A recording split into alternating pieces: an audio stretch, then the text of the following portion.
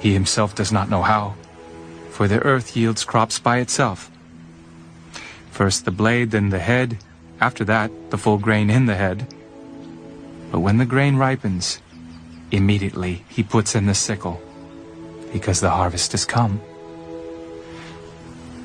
To what shall we liken the kingdom of God? Or with what parable shall we picture it? It is like a mustard seed, which, when it is sown on the ground, is smaller than all the seeds on earth.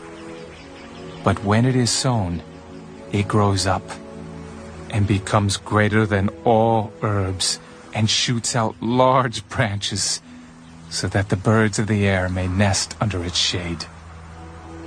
And with many such parables, he spoke the word to them as they were able to hear it. But without a parable, he did not speak to them. And when they were alone, he explained all things to his disciples. On the same day, when evening had come, he said to them, "Let us cross over to the other side." Now when they had left the multitude, they took him along in the boat as he was, and other little boats were also with him.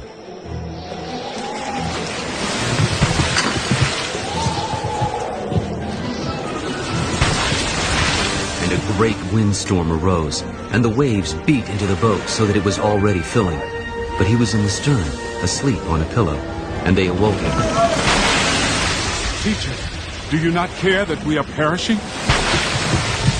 Then he arose and rebuked the wind and said to the sea, "Peace! Be still!"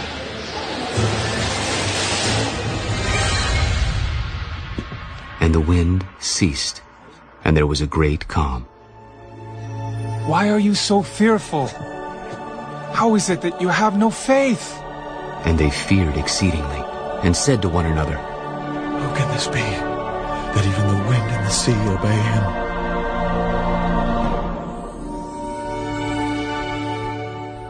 Mark chapter 5.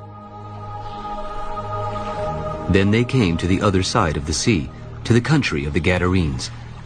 And when he had come out of the boat, immediately there met him out of the tombs a man with an unclean spirit, who had his dwelling among the tombs.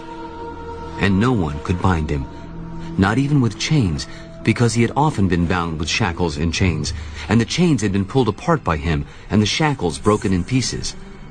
Neither could anyone tame him. And always, night and day, he was in the mountains and in the tombs, crying out and cutting himself with stones. When he saw Jesus from afar, he ran and worshipped him. And he cried out with a loud voice, for he said to him, "Come out of the man, unclean spirit!" "What have I to do with you, Jesus, Son of the Most High God? I implore you, by God, that you do not torment me."